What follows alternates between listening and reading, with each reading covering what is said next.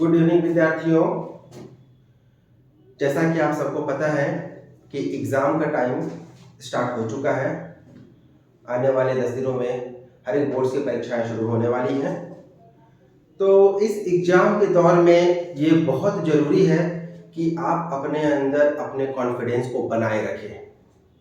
Exam पहुंचने वाली है, ऐसा नहीं है कि इस परीक्षा को लेकर आप इतने ज़्यादा बर्डन खुद में कर लें कि परीक्षा में जाना हुआ चीज़ भी आपसे छूट जाए। हम आज के टॉपिक में इसी विषय में चर्चा करने वाले हैं कि परीक्षा हॉल में आप किन किन बातों का ध्यान रखें। सबसे पहले तो आती है एग्जाम से पहले। एग्जाम होने वाली है, लोग इतना घबरा जाते हैं कि परीक्षा से पहले अपने एडमिट कार्ड्स, कभी कुछ इंस्ट्रूमेंट बॉक्स वगैरह वगैरह कुछ ना कुछ चीज़ छोड़ ही देते हैं। तो इन सब बातों का ध्यान रखें कि एडमिट कार्ड, अपने बॉक्स, है ना, ये सारे डॉक्यूमेंट्स जो जरूरी है इसको पकड़ के जाना है। आप उसे पकड़ के जाएं, एग्जाम हॉल में जाएं। जाने के बाद आप ध्यान रखिए कि जो परीक्षा में बैठते हैं तो उस समय को क्या करना है। उस समय सबसे पहले अपने दिमाग को आप शांत रखिए। बहुत अधिक घबराना नहीं है। ये नहीं क्वेश्चन खोले तुरंत देखे और घबराना शुरू हो गए, ये जान रहे हैं, ये क्वेश्चन नहीं जान रहे हैं, किसको पहले बनाए किसको बाद में बनाए, ये जो दुविधा होती है, इसी चलते मैक्सिमम विद्यार्थी जानते हुए क्वेश्चंस को गलत कर बैठते हैं। तो इस चीज को दूर करने के लिए आप उसको तैयारी पहले से करें। कैसे करना है, आज इन बिंदुओं के बारे में सीखते हैं। ध्यान दीजिए, अभी जैसे कि मैं बात करता हूँ मैथ्स की। मैथ्स एग्जाम होने वाला है। अगर आप क्लास 10th की बोर्ड की परीक्षा को ले लें और अभी जो एग्जाम होने वाली है 10th बोर्ड की, उसमें आप देखिए कि हर एक विषय को मैथ्स के अंदर जितने भी आपके टॉपिक सबको बांटा हुआ है, सब बांट दिया गया है। जैसे कि आप देखिए, सबसे पहला होता है आपका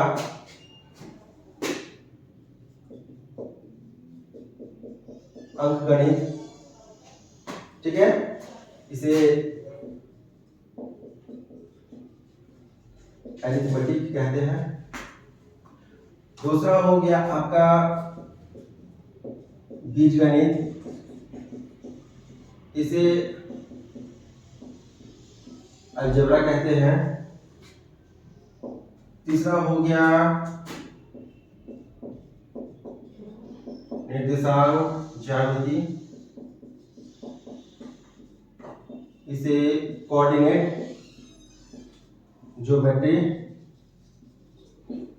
कहते हैं। चौथा हो गया ज्यामिति ज्योमेट्री कहते हैं। पांचवा हो गया आपका त्रिकोणमिति, ट्रिगोनोमेट्री कहते हैं। छठा हो गया आपका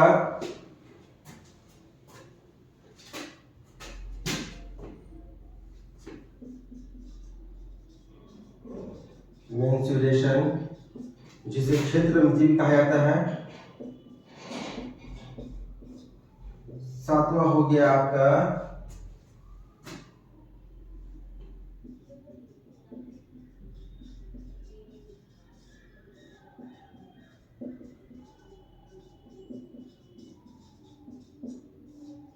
सांख्यिकी एवं प्रायिकता, स्टैटिस्टिक्स एंड प्रोबेबिलिटी। तो इन 7 भागों में आपके पूरे पोर्शंस को बांटा गया है। अब ये ध्यान दीजिएगा कि जितने भी पोर्शंस आ रहे हैं परीक्षा में, आपको बनाना सारा क्वेश्चंस है। अब स्टार्ट कैसे करें? तो बोर्ड परीक्षा में आप देखते हैं कि आप जिसको सबसे अधिक सहूलियत फील कर रहे हैं, जो टॉपिक आपको अच्छा लगता है, सबका अलग अलग पोर्शन बना हुआ है, जगह बना हुआ है, ठीक है। तो आप उन जगहों पे जो जानते हैं पहले उसको बना लीजिए। जिसमें आपको कॉन्फिडेंस ज्यादा आ रहा है, जो आपको लगता है आसान है, हल्का है, आप उसको पहले बना सकते हैं, कोई दिक्कत नहीं है, ठीक है। अब देखिए, इसमें ध्यान देना है आपको। जैसे अरिथमेटिक, अंकगणित में मान ली जाए तो चैप्टर्स है आपके, वो है वास्तविक संख्या। इसमें आपको चैप्टर है वास्तविक संख्याएं और दूसरा आपका है एक रियल नंबर। सीबीएसई वाले ध्यान देंगे, है ना, रियल नंबर। फिर दूसरा आपका हो जाता है समांतर श्रेणी, इसको बोलते हैं अरिथमेटिक प्रोग्रेशन। अब मान लीजिए यहां से क्वेश्चंस आते हैं, जो जानते हैं उनके लिए वेरी गुड, उनको कोई दिक्कत नहीं है। बट जब नहीं आप जानते हैं, जो जिनको नहीं आता है, यहाँ पे मैं उनके लिए कुछ टिप्स बताने जा रहा हूँ कि मान लीजिए इससे कोई क्वेश्चन आपको सब कुछ चीजें समांतर श्रेणी से कोई क्वेश्चन आ रहा है, हो सकता है आप नहीं जान रहे हैं, तो आपको करना है क्या, वहां पे देखिए आप नहीं जानते हैं तो जितना पॉइंट जान रहे हो उतना बनाइए, क्योंकि स्टेप मार्किंग का प्रोविजन है, आपको स्टेप मार्किंग मिलेगा। मान लेते हैं कि समांतर श्रेणी कोई क्वेश्चन है जो आपको हल करना नहीं आ रहा है, तो फॉर्मूला तो आप याद कीजिए, है ना, फॉर्मूला जरूर लिखिए, फॉर्मूला उसमें जरूर लिखिए। जैसे मान लीजिए फॉर्मूला होता है क्या, ए एन बराबर a plus n minus one into d, तो इस फॉर्मूला को आप मेंशन जरूर कर दीजिए, भले आगे के मान आप निकालने जान रहे हो या नहीं जान रहे हो, ठीक है। ऐसे ही आप मान लीजिए बीजगणित लेते हैं, आप बीजगणित में देखिएगा कि आपका क्वेश्चन है, चैप्टर है द्विघात क्वाड्रेटिक। अब ये तो बहुत इंपॉर्टेंट चैप्टर है, जानते हैं, इससे शॉर्ट क्वेश्चन भी आ रहा है, लॉन्ग क्वेश्चन भी आ रहा है। शॉर्ट क्वेश्चन में आपको क्या आ रहा है, मूल निकालना, द्विघात सूत्र का प्रयोग करना है, मूल निकालना है, मूल कैसे होंगे, मूल की प्रकृति बताना है, ठीक है, विविध कर निकालना है, इससे बहुत सारे क्वेश्चंस हैं। आप जानते हैं अच्छी बात है, नहीं जानते हैं उनके लिए क्या है कि नहीं जान रहे आप तो फॉर्मूला को जरूर मेंशन कीजिए, क्योंकि फॉर्मूला को मेंशन करने के बाद भी आपको कुछ ना कुछ मार्क्स वहां पे मिलेगा। आप यूं ही नहीं जानते, पूरा क्वेश्चन को ऐसे ब्लैंक छोड़ देते हैं, खाली छोड़ते हैं, जो कि आपके मार्क्स से बहुत गंदा इंपैक्ट करेगा। इसलिए आप क्या कीजिए कि इसका फॉर्मूलाज ये है, मान लेते हैं आपको डी, इसमें आपको डिस्क्रिमिनेंट डी निकालते हैं तो बी स्क्वायर माइनस 4ac आपको पता है, आप लिख दो, भले आपको मान बैठाने आ रहा है चाहे नहीं आ रहा है, जानते हैं अच्छी बात है, बना लीजिए, नहीं जानते तो आप इस तरह से करके भी अगर छोड़ते हैं, जो समझ में आ रहा है मार्क्स आप मान बैठा दीजिए, सही गलत है छोड़ दीजिए, नहीं जानते क्या कीजिएगा, फिर जानना होता तो पहले से पढ़ लिए होते ना, नहीं पढ़े तो क्या कीजिएगा, तो उस कंडीशन में आप इतना करके भी छोड़ दीजिए, आपको स्टेप मार्किंग यहाँ पे लिख जाएगा। निर्देशांक, इस सबसे आसान क्वेश्चन है, कोऑर्डिनेट बहुत आसान है, बताया होगा। इसमें क्या आपको दूरी सूत्र के बारे में स्टडी करना है ना, इसमें दूरी सूत्र करना है स्टडी आपको, है ना, distance formula,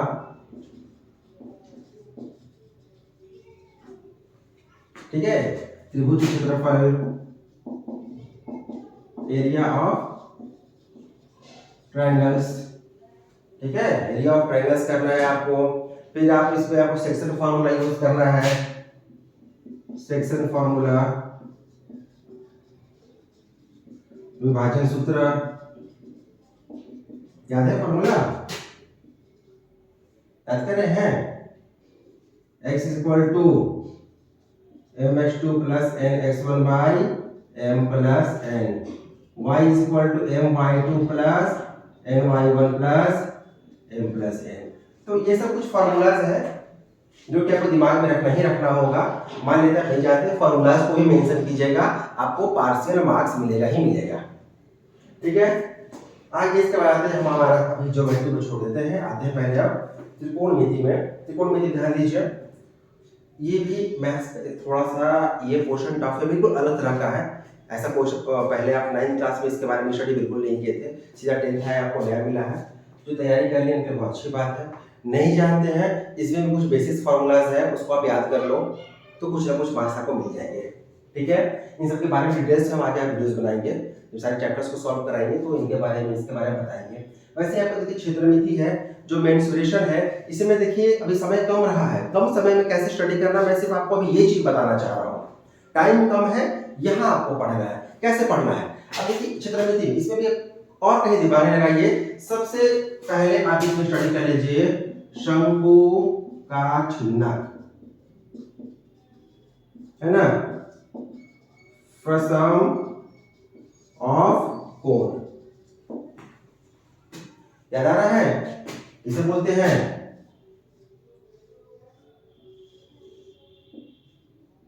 H R1 R2, कुछ याद आया, इसे कहते हैं एल।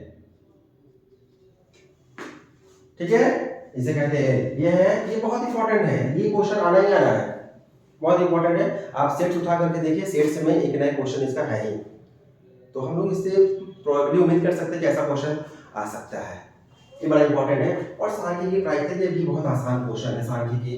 आप उसमें क्या निकालना है, माध्य और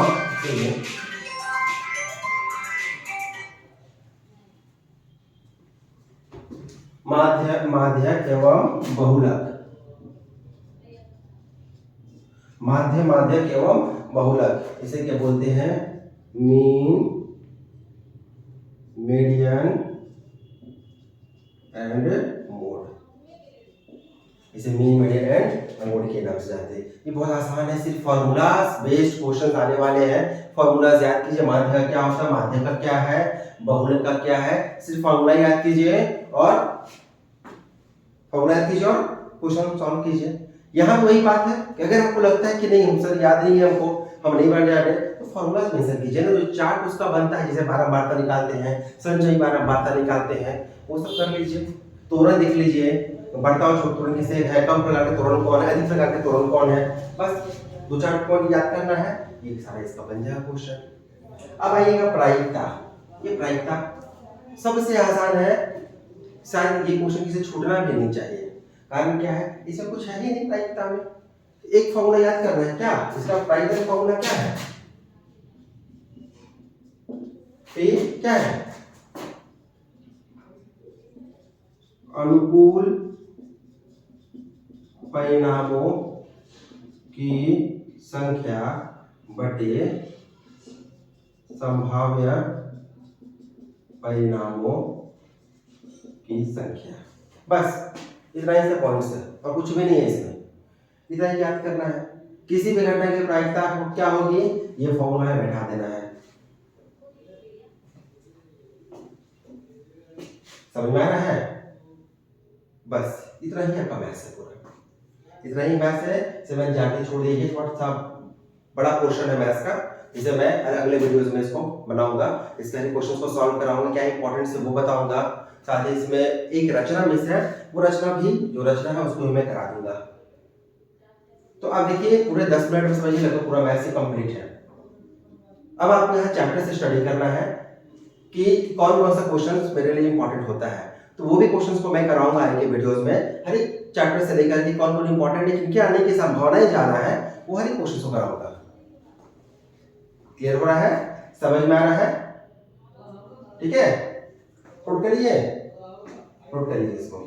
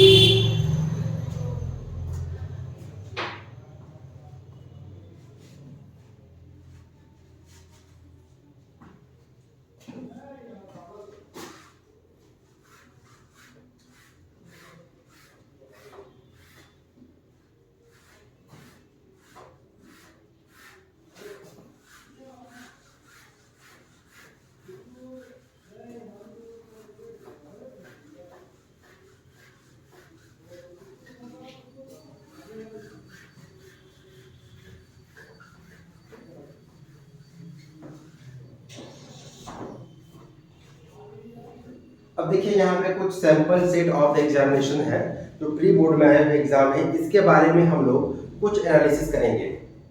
आइए, मैंने पूरा आपका मैथ्स का पूरा चैप्टर उसका एनालिसिस किया, कहाँ कौन कौन चैप्टर किस किस मैथ्स के पोर्शन में आते हैं, वो आप सबको समझ गए। अब देखिए यहाँ पे हम लोग कुछ क्वेश्चंस के बारे में स्टडी करेंगे कि कैसे क्वेश्चंस एग्जामिनेशन में आपके आने के चांसेस हैं, ठीक है। आप देखिए यहाँ पे मैथ्स में सबसे पहले हम आते हैं, आपको सबको पता होगा कि अभी का समय में कोविड के बाद से जैक बोर्ड के एग्जामिनेशन के पैटर्न बदल गए हैं। क्या पैटर्न्स है कि अभी मार्क्स का जो रेशियो है वो आपका 40 + 40 + 20 किया गया है। ये 20 मार्क्स आप सबको जानते हैं कि ये आपका इंटरनल मार्क्स है, इसमें कुछ नहीं कर सकते। ये आपका स्कूल आपको ये मार्क्स प्रोवाइड करने वाला है। लेकिन इसके बाद ये जो 40 और 40 है, ये आपको एग्जामिनेशन सेंटर में लिखना होगा। ठीक है, ये पहला जो 40 है, यहाँ ध्यान दीजिएगा, ये पहला जो 40 है ये पूरा का पूरा क्या होगा, ऑब्जेक्टिव होगा, इसे वैकल्पिक है ना, ये आपका पूरा का पूरा वैकल्पिक होगा, जिसमें आपको ऑप्शन दिए रहेंगे।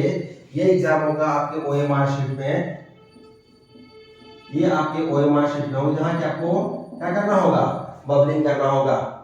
कैसे बबलिंग कर सबको ये पता है? नहीं पता तो इसके बारे में मैं बता दूंगा आगे वीडियोस में आपको। ओएमआर शीट में किस तरह से आपको भरना है, यदि नहीं पता है तो मैं इसे आगे वीडियो से बताऊंगा। ये आपके ऑब्जेक्टिव्स होंगे जो कि एग्जाम सेंटर में होंगे। इसके बाद अगला पेपर आपको किसका दिया जाएगा, इस 40 मार्क्स का। ये 40 मार्क्स जो होगा ये आपका प्योरली सब्जेक्टिव होगा। अब अभी जो हमने डिस्कशन यहाँ में पूरा मैथ्स का एनालिसिस किया था, यहाँ पे इसी के लिए किया था। ये ऑब्जेक्टिव्स भी पूरा आपके बुक से ही आएंगे, जितने बुक से एनसीईआरटी बुक है उसी से आपके ये सारा क्वेश्चंस आएंगे। लेकिन यहाँ तो खैर ऑब्जेक्टिव था ना, अब ये आपका सब्जेक्टिव क्वेश्चन है। ये आपका किताब से जब क्वेश्चन आएगा तो इसे आपको सॉल्व करना है वहां पे, ध्यान दीजिएगा इसमें। ये आपको 40 मार्क्स का है, इसमें जो क्वेश्चंस का एनालिसिस किया गया देखिए,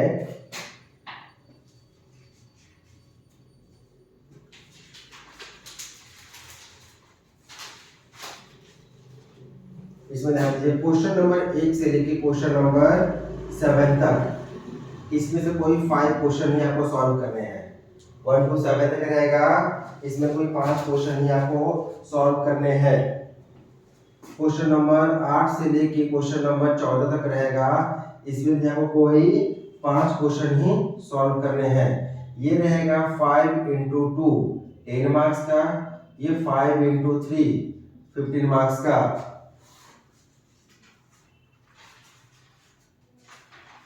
इसके बाद question number 15 to question number 19, यहाँ भी आपको एनी 3 क्वेश्चन को सॉल्व करना है। ये रहेगा 5 into 3 is equal to 15, जोड़िए 15 30 40, देखिए 40 मार्क्स का क्वेश्चन आपका हो गया। यहाँ 5 यहाँ 5 यहाँ 3 क्वेश्चन करना है। इस तरह से मार्क्स का बंटवारा करके आपका एग्जामिनेशन में क्वेश्चंस आएंगे। मतलब यहाँ पे देखिए आपके लिए ऑप्शन है कि 1 से 7 तक है, आपको सिर्फ कोई भी 5 बनाना है। यहाँ देखिए 8 to 14 है, यहाँ भी एनी 5 आपको सेलेक्ट करना है, और 15 to 19 यहाँ पे भी एनी 3 क्वेश्चंस को आपको सेलेक्ट करना है। ठीक है, सबसे पहले इसका एनालिसिस करेंगे हम जो हाई मार्क्स वाले क्वेश्चंस हैं। तो अगर हम मान लेते हैं इसमें जाते हैं क्वेश्चन नंबर 15 to 19, ध्यान दीजिए, इसके बारे में यदि स्टडी करते हैं तो यहाँ पे आपको टोटल 5 क्वेश्चन मिलेंगे, जिसमें कि आपको 3 ही बनाना है। क्या 5 क्वेश्चन, ये देखिए 5 क्वेश्चन का टाइप लगभग समझ के देखिए कि ये फिक्स है किस तरह क्वेश्चन आएंगे। सबसे पहला क्वेश्चन इसमें क्या रहेगा, सबसे पहला रहेगा आपका कि मूल की प्रकृति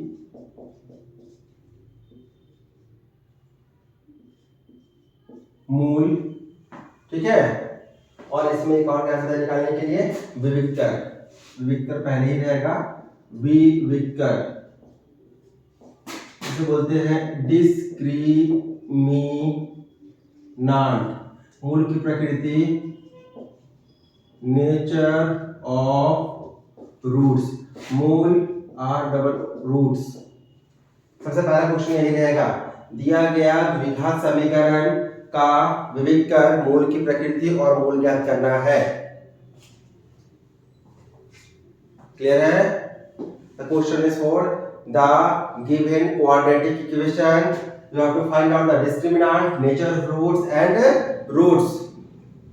सेकंड क्वेश्चन, कोई भी इसमें आपका जितना प्रमेय है उसमें से कोई भी एक प्रमेय आ सकता है। Any of the theorem given in your NCERT books, वही प्रमेय आपको एग्जामिनेशन में मिलेंगे। ठीक है, तीसरा क्वेश्चन रहेगा वो रहेगा ऊंचाई एवं दूरी, हाइट एंड डिस्टेंस। क्या है ये?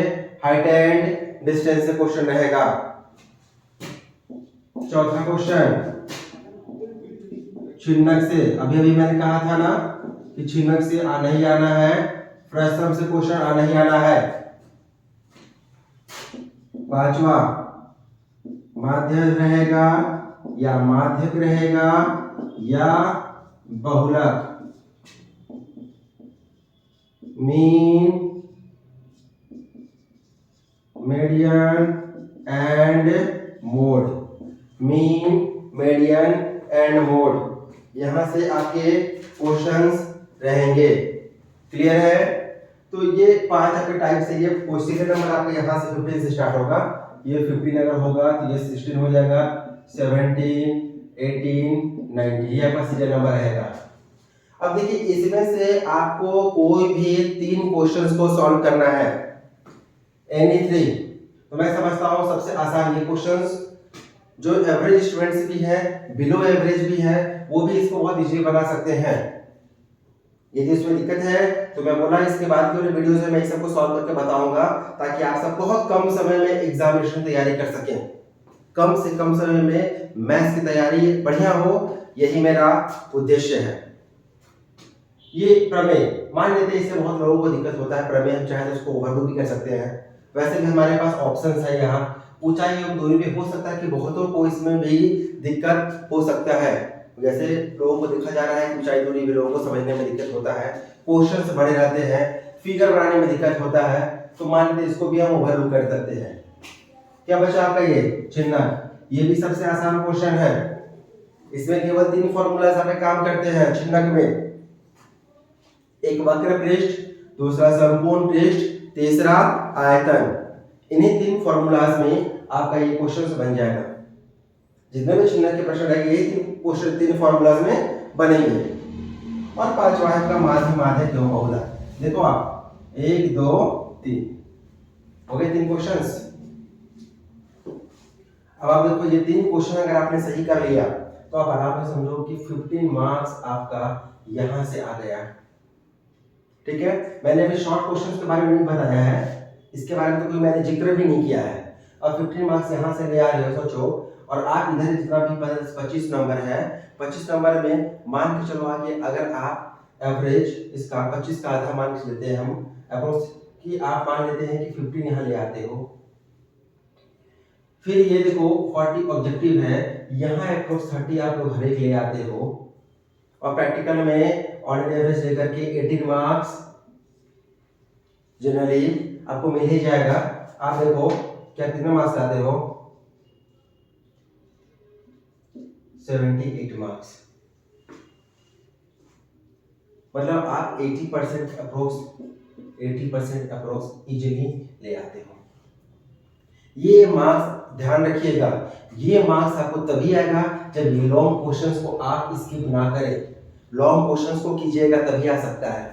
जहां किसी ने सोचा कि इन क्वेश्चंस को छोड़ दें कि और इस पर आ जाए तो आप पास तो कर जाओगे, लेकिन मार्क्स आपका अच्छा नहीं आएगा। और याद रखिएगा मैथ्स ऐसा सब्जेक्ट है और दूसरा साइंस जो आपके मार्क्स को सबसे ज्यादा स्कोर कराता है, आपके पूरा परसेंटाइल को ये ऊपर की ओर ले आता है। तो ये फैसला आप पे है कि आप किस तरह से तैयारी कर रहे हैं और कैसे कर रहे हैं कि क्वेश्चंस मिस ना हो। बात समझ में आपको आ रहा है? देख लीजिए।